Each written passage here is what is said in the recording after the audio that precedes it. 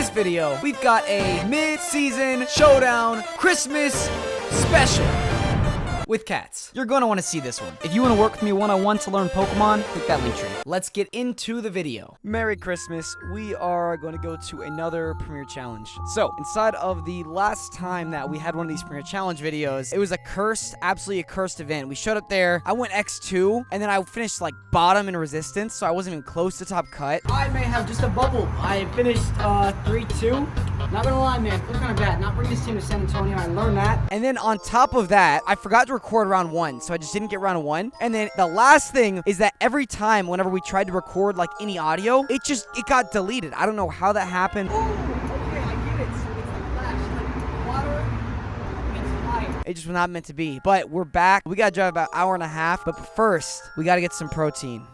I will buy protein inside Walmart, buy protein, then I will get out.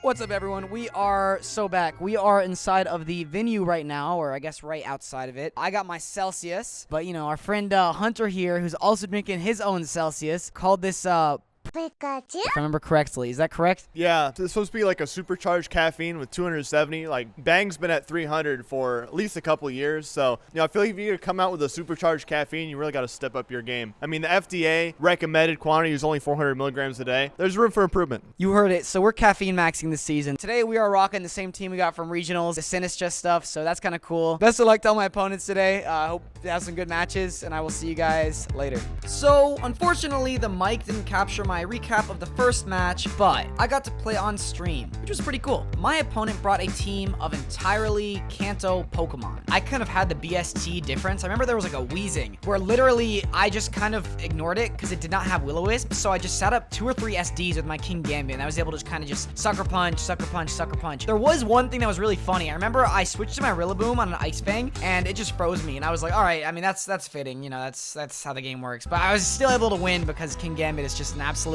beast. This was the point where we found out there was a whole cat cafe right next door to the venue, so you already know we had to run that up. We are now into the cat cafe. I am joined by... It's very great to meet you. Oh, what's your name?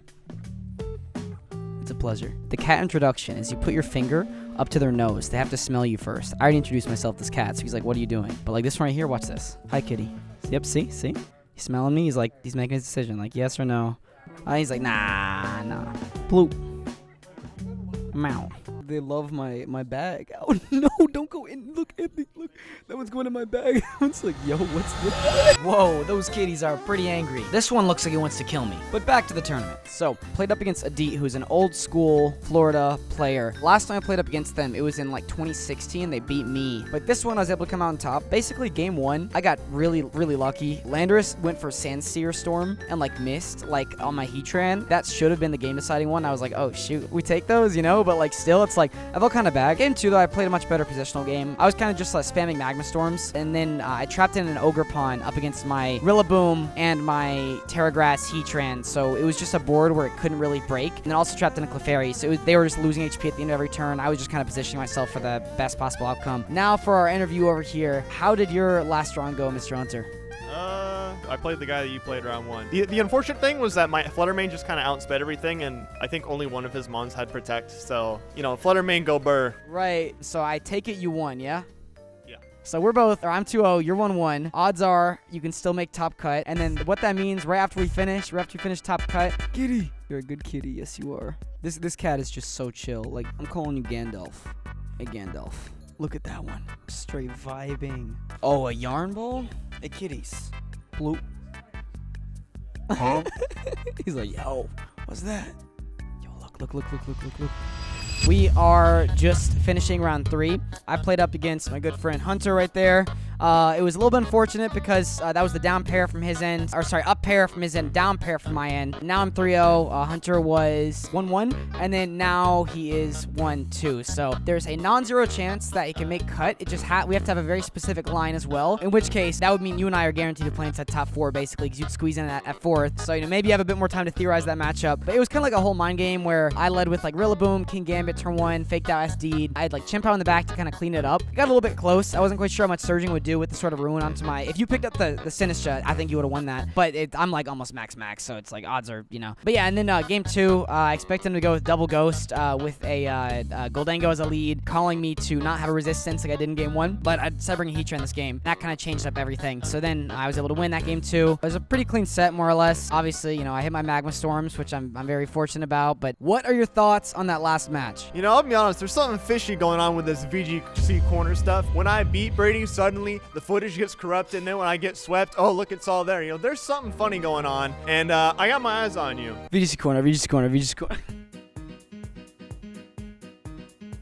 What's up, guys? This is now around, what time is it? What time, anyone know? 5:14 p.m. Tournament's wrapped up. I played up against Kyle into the finals. Okay, not gonna lie, the matchup was pretty poor, but I tried my best. I ended up losing. I won top 4 up against Hunter over there, and then after that, I played against Kyle. He was also kind of like one up on me inside the read game. There was like one key turn inside of game 2 where I kind of got lost at the sauce, where I could have gone for an attack and then protect my other slot, but then he nailed that and then got my other guy, the one I did not protect on, so he got me there. I feel like what I could have done better there was just like really nail the mind games. Turn 1, what he led with, he left himself a little bit open to Chin Pao, but I had to get the reads right, so I should have gone for them instead of just going for like the mid-ground plays. I should have just like knew what he was doing and tried calling him. I almost clicked Ice Crash onto his Terra Dragon King Gambit turn 1, so I can guess myself, I'm gonna go for a Sacred Sword. Not quite sure why I did that. I could have just nailed it with an Ice Crash, and Gambit just sat there the whole game. I could not eliminate it. Okay, not gonna lie, a little bit bummed out, because it's just like, you know, I really wanted to win, but second place, not bad. You know, I'm trying to work on feeling just like happy with like how it turned out. Okay, so even though I did not win the tournament, I will say that getting to see the cats was actually a very big win. You know, for me, it's kind of easy to beat myself up whenever I do not win something because I have very high expectations for myself to perform. There's a bunch of different reasons for that. Maybe it's my underlying fear of underperforming. Maybe it's just